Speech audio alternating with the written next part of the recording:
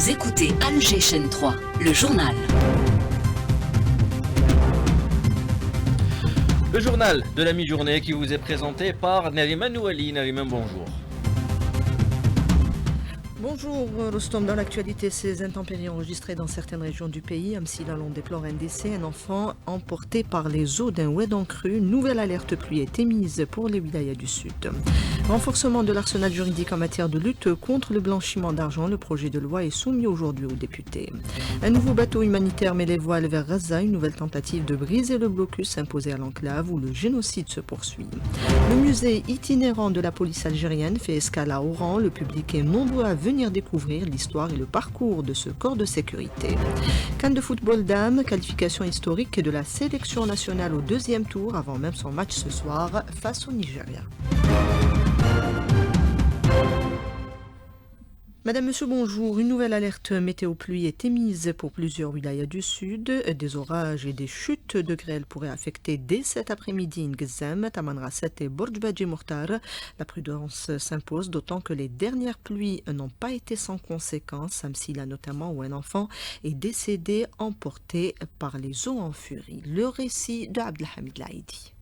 Un enfant âgé de 8 ans, mort noyé, emporté hier soir par les eaux des crues de Oued Belsa dans la région dite Ain el-Neg. Le corps de l'enfant a été repêché ce matin par les sapeurs-pompiers mobilisés durant toute la nuit en compagnie de groupes de citoyens à la recherche de la victime. L'enfant sans vie retrouvé à une distance de 15 km loin du lieu où il a été vu pour la dernière fois. Le corps du petit a été déposé à la morgue de l'hôpital de la ville de Ain el-Melh. Outre les fortes pluies qui se sont abattues ces dernières 24 heures ont été derrière les interventions des éléments de la protection civile à travers plusieurs lieux de la wilaya. À Bou Saada, les sapeurs-pompiers ont pu sauver un troupeau de moutons menacés par les eaux des crues qui les ont encerclés dans la région dite l'Arf, dans la commune de L'Khobbana. Damsila Abdelhamid Laïdi pour Alger, Chaîne 3. Lutte contre le blanchiment d'argent et le financement du terrorisme. Le projet de loi a été présenté ce matin à l'Assemblée populaire nationale. Le texte prévoit notamment de durcir l'arsenal juridique dans ce cadre. Alim Bouradoum. Le projet de loi vise à renforcer le cadre juridique de lutte contre le blanchiment d'argent et le financement du terrorisme, adapter la législation nationale sur les normes internationales, suivant les recommandations du GAFI à travers un durcissement des sanctions. Lotfi Boudjma, ministre de la Justice.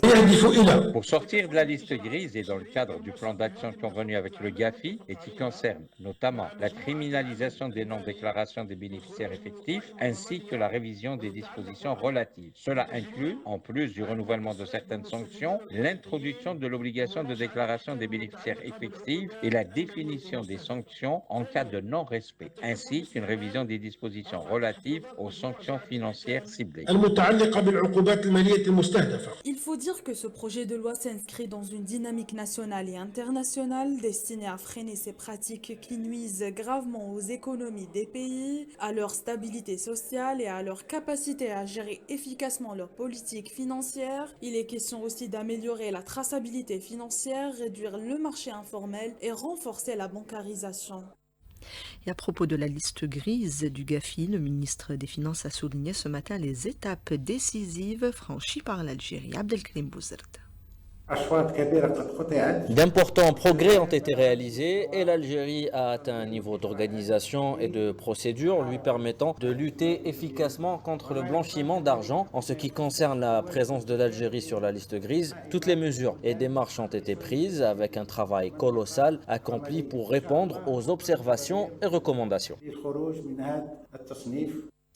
Le ministre des Finances s'exprimait en marge d'une rencontre sur le registre de commerce. L'accent a été mis sur le renforcement de la transparence économique grâce à la numérisation. Ibtihalatoun.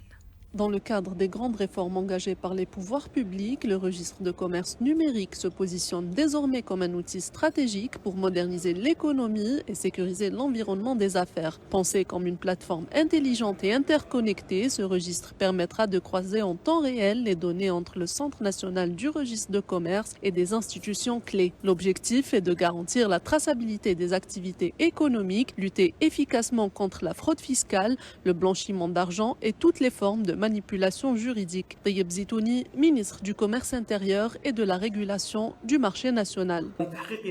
Pour atteindre cet objectif, l'Algérie a pris l'initiative de créer le registre national des bénéficiaires effectifs, une plateforme centrale visant à collecter et actualiser les données relatives à la propriété réelle des personnes morales, permettant ainsi aux autorités compétentes de détecter les flux financiers suspects, fermer les failles susceptibles d'être exploitées par les fraudeurs et sécuriser l'économie nationale contre les risques transfrontaliers.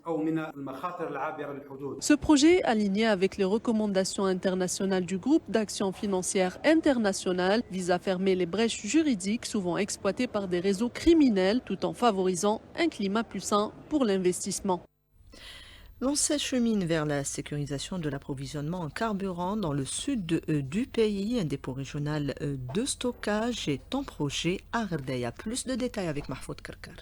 Le secteur de l'énergie vient d'être doté d'un projet de dépôt régional de stockage du carburant. Mustafa Babahni, directeur de l'énergie et des mines par intérim. Projet pour la réalisation par la société Naftal d'un dépôt régional de stockage et de distribution des produits carburants d'une capacité totale de 100 000 m3, soit 60 000 m3 gasoil, 34 000 m3 essence sans plomb et 7 500 m3 du jet à destiné pour les avions. Le choix de terrain a été effectué et approuvé par la commission de Wilaya pour une superficie de 20 hectares au niveau de la zone fouiniste commune de Metlili. L'approvisionnement de ce centre sera assuré à partir de la nouvelle raffinerie en cours de Hassim Saoud par un pipe de diamètre 16 pouces et sur une longueur d'environ 270 km. Ce projet, qui est en phase de réalisation des études techniques par la société Naftal et qui sera Inch'Allah mis en service en 2028, va assurer une autonomie largement suffisante, contribuer au renforcement de l'approvisionnement en carburant et couvrira la demande croissante dans notre wilaya et celle du sud en ces produits et en plus même les wilayas du nord en cas de nécessité. Ce projet va mettre fin aux perturbations du carburant durant la saison hivernale de Ardaya. Mahfoud Karkar pour Alger 3. Les perturbations dans l'approvisionnement en électricité n'est pas forcément due à la hausse des températures ou de la demande, c'est parfois dû à des actes de sabotage. Illustration à Bouira avec Aris Chachoua. La direction de distribution de Bouira affirme que malgré les efforts soutenus pour préserver l'énergie électrique et garantir une alimentation continue, notamment durant la période estivale, elle reste confrontée à des actes de sabotage, en particulier le vol de câbles électriques. Ouidet Ben Youssef, la chargée de communication de l'entreprise. Face à tout ça, nous sommes confrontés à des contraintes qui impactent justement cette qualité de service. Ensuite, les actes de sabotage sur le réseau de distribution électrique. Nous déplorons depuis le début de l'année en cours à ce jour 21 actes de vandalisme. Il s'agit donc de 5 km de câbles électriques et 2 disjoncteurs volés par des individus non identifiés. Ces vols ont infligé à notre direction plus de 5 millions de dinars de pertes financières qui sont relatives aux frais de réparation des pannes pour rétablir l'alimentation en énergie électrique à 284 foyers touchés. Cela sans compter les pertes financières relatives à l'énergie électrique non distribuée, en plus des désagréments causés aux clients touchés. Pour rappel, le dernier acte de vol enregistré, c'était le 3 du mois en cours, au village Ouled Nassar dans la commune de Omar, où 500 mètres de câbles électriques ont été pillés. Bouira, Aris Chachoua, Alger 3. Des ONG dénoncent l'interdiction faite aux observateurs internationaux d'accéder au territoire sahraoui occupé, un comportement qui reflète le non-respect des droits de l'homme par l'occupation marocaine. La question sahraoui reste en suspens alors que des voix s'élèvent pour que les États-Unis apportent leur soutien à l'autodétermination du peuple sahraoui. Suzanne Scholt, présidente de l'ONG Defense Forum Foundation, extrait de l'entretien accordé à Samia Bellonis. Nous avons fait paraître un article, une chronique dans toutes les publications et journaux africains qui appellent le président Trump à se pencher à nouveau sur cette question parce que, comme vous le savez, il a reconnu l'occupation au dernier mois de son précédent mandat, ce qui était profondément troublant. Et nous croyons évidemment que c'était la mauvaise décision. Nous avons pensé, l'une des choses qui a été soulevée lors de ma visite en parlant au président Ibrahim Rali, il nous a confié qu'il était convaincu que Trump était un homme de paix. Et donc, s'il est contre la paix, nous devons vraiment œuvrer pour la prospérité à la fin de la guerre. Alors, solution à cela est de travailler avec le peuple du Sahara occidental, pas avec les occupants qui commettent des violations flagrantes. Un nouveau bateau humanitaire met les voiles ce dimanche vers Gaza pour tenter une nouvelle fois de forcer le blocus imposé à l'enclave. Le Andala quittera la Sicile aujourd'hui avec à son bord 18 passagers de différentes nationalités. En attendant, l'occupation israélienne continue son génocide. 31 martyrs ce matin dans des raids de l'aviation sioniste. Les pourparlers de Doha pour un cessez-le-feu butent toujours sur la question du retrait de l'armée israélienne. L'Iran a toujours été, sera toujours prêt à des négociations sur son programme nucléaire, une déclaration du ministre iranien des Affaires étrangères. L'agression sioniste contre l'Iran a prouvé qu'il n'y a pas d'autre option que de revenir à la diplomatie, à une solution négociée, à accepter, a déclaré Arakchi.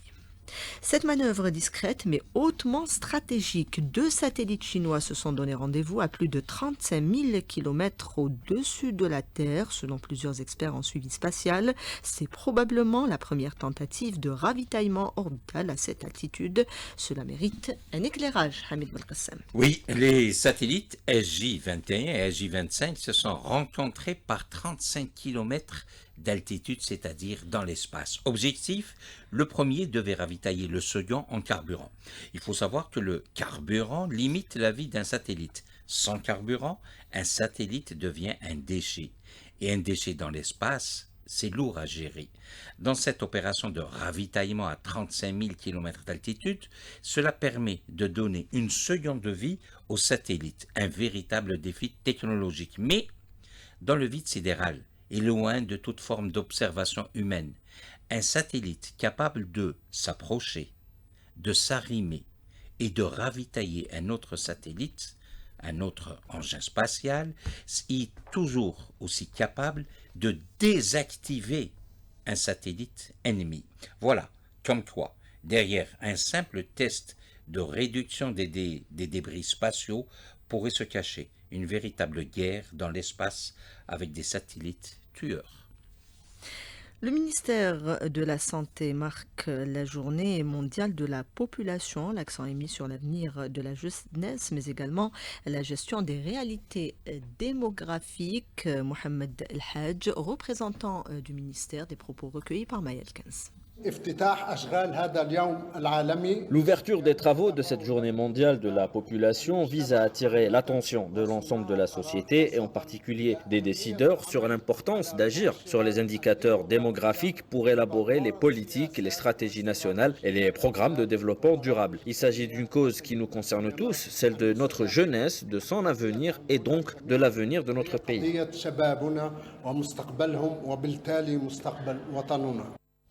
Les premiers groupes d'enfants de la communauté nationale établis à l'étranger sont arrivés au pays pour participer au camp d'été. Les wilayas côtières sont concernées à l'instar de Tlemcen où nous retrouvons Amina Bedjaoui.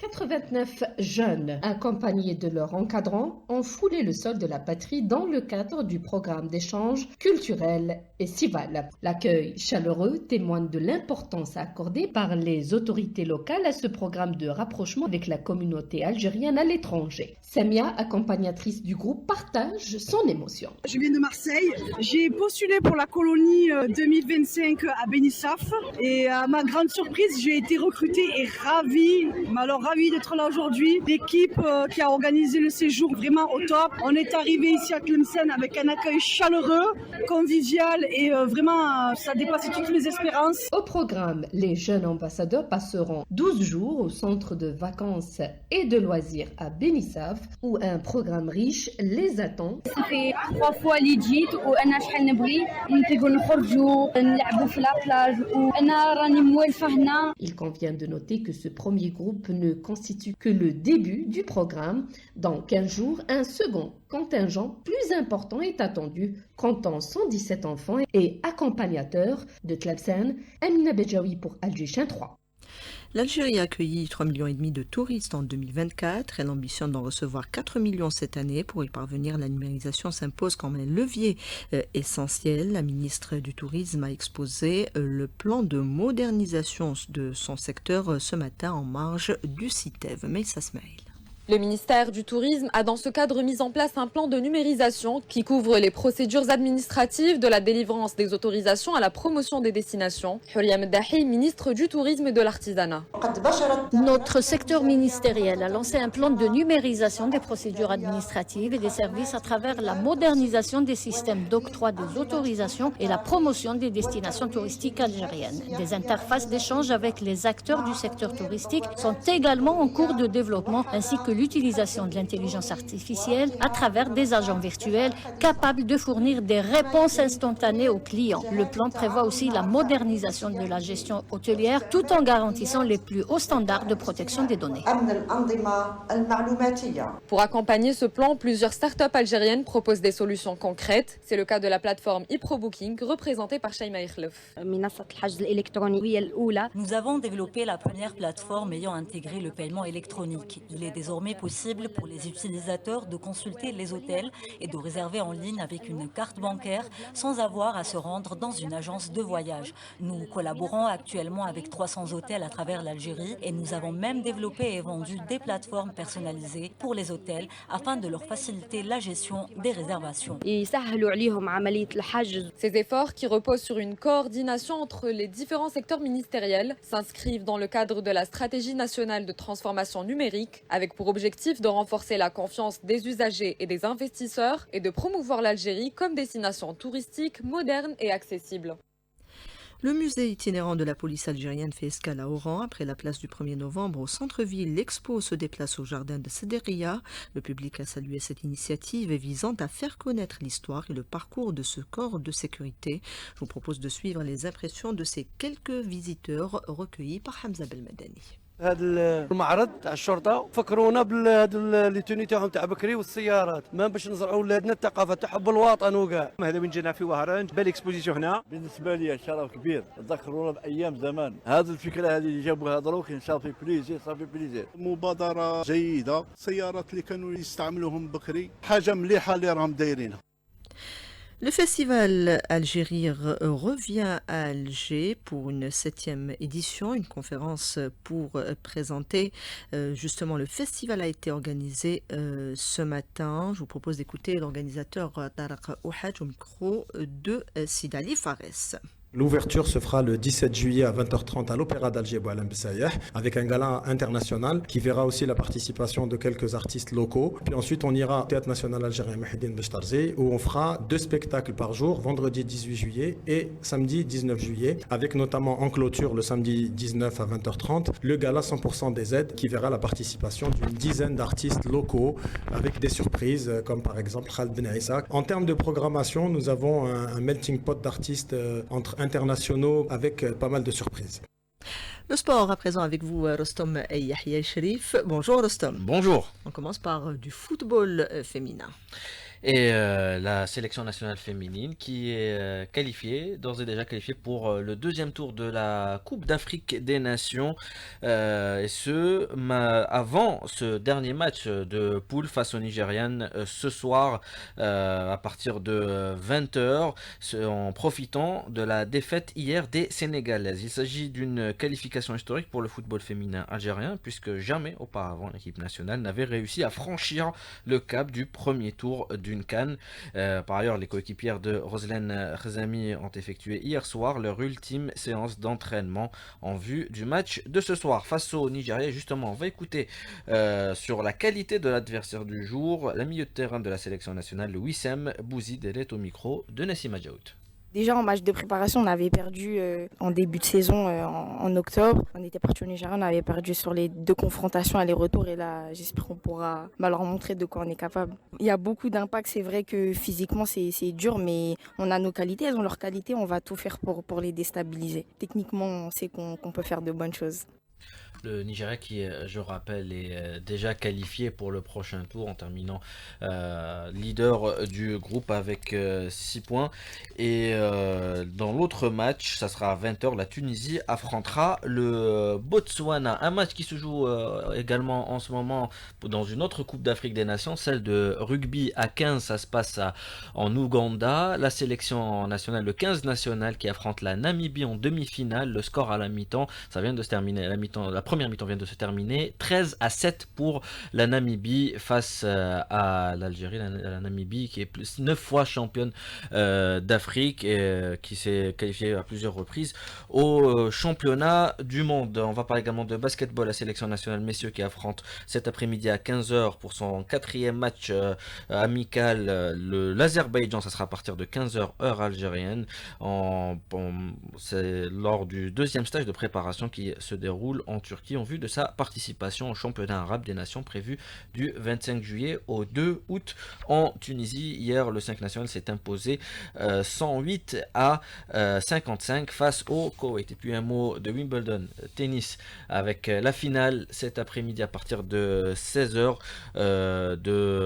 ça sera entre Yannick Sinner, le numéro 1 mondial, et Carlos Alcaraz, le détenteur du trophée, qui se retrouve pour une nouvelle finale de Grand Chelem un mois après leur finale d'anthologie à Roland-Garros. Et chez les dames hier? Et chez les dames, il y a eu la impressionnante victoire de la Polonaise Iga Świątek qui a été couronnée reine de Wimbledon, un 6e titre en Grand Chelem après avoir battu l'américaine Amanda Anisimova 6-0, 6-0. Voilà, vous avez été complet. Merci Rostom. Radouassi était à la réalisation de cette édition. Il y avait Yassine à la console technique, Yassine au streaming et Nesrine à la régie d'antenne. Tout de suite, le bulletin météo avec Hajar Messaoudi.